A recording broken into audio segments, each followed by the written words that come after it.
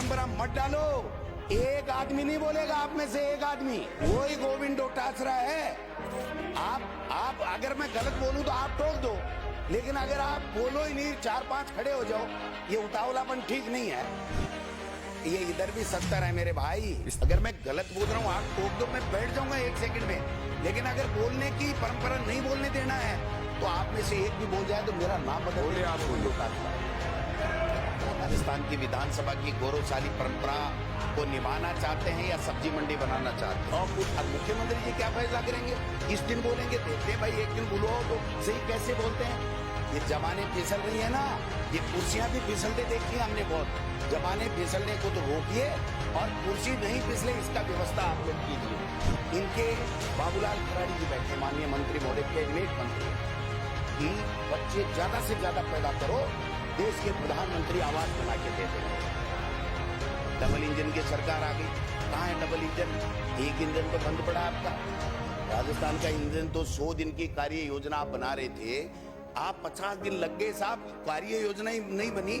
महामहिम से जिस प्रकार से 83 पैरों का जो अभिभाषण पढ़वाया गया, मैं समझता हूं कि राजस्थान के इतिहास में सभापति महोदय पहली दफा 83 के 83 पॉइंट राजस्थान की नवनिर्वाचित सरकार के विजन के नहीं होकर के और केवल पिछली सरकार के ऊपर छींटाकशी, उनकी प्रत्येक योजना के बारे में महामहिम राज्यपाल के सिरमुख से इस प्रकार से कहलवाना, मैं समझता हूं कि इससे ज्यादा गलत परंपरा इस राजस्थान की आज तक न हुई है।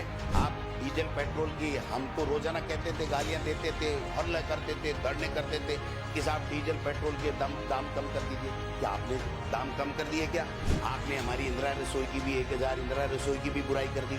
अरे हमने देखा था बीजेपी के कार्यकाल में, जब खड़े खड़े कूपन से गंदगी में खड़े खड़े लोग खाना खाते थे, अगर हमने भरपेट बैठा करके सफाई में अगर 1000 जगह पर लोगों को भरपेट खाना अगर खिलवाया है तो आपको इसका भी धन्यवाद देने में कंजूसी कर दी आपने। तो 45 लाख से अधिक परिवारों में 5000 करोड़ रुपए से अधिक का चिरंजीवी बीमा योजना में इलाज हुआ है। ये जनता का इलाज है, बीजेपी कांग्रेस का इलाज नहीं है।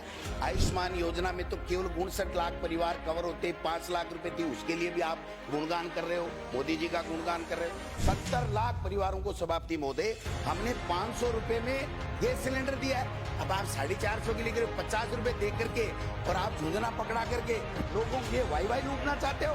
कृषि मंत्री ने कहा कि किसान को लोन लेना ही नहीं चाहिए, उसकी जो नहीं चुकाने की आदत है वो गलत है।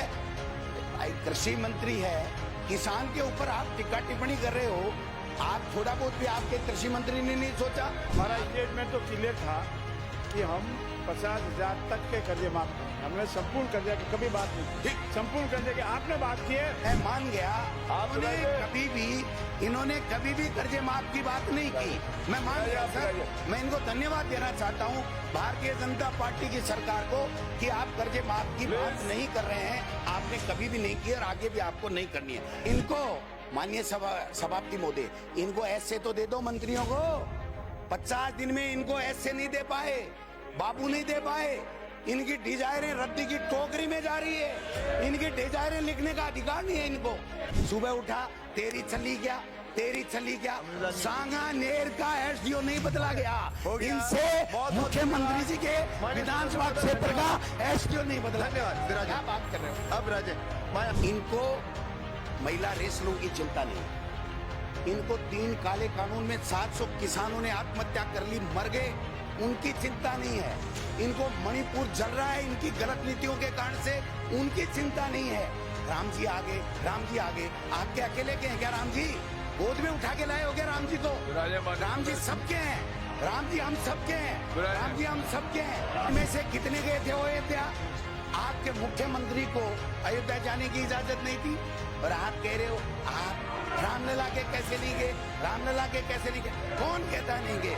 आपने जो देश के प्रधानमंत्री जी ने अग्निवीर योजना दी, जो किसानों के लिए उनके बेटों को रोजगार के अवसर बंद कर दिए और देश की सेना में जो नौजवान जाते हैं उनके मुंह पे कुटाराघात किया, आपने तो मंत्री ही अग्निवीर बढ़ा दिया। यहाँ शपथ ली राज्यपाल के और मौर्य बोल गया। क्या बात कर रहे हो आप संविधान को मानते ही नहीं।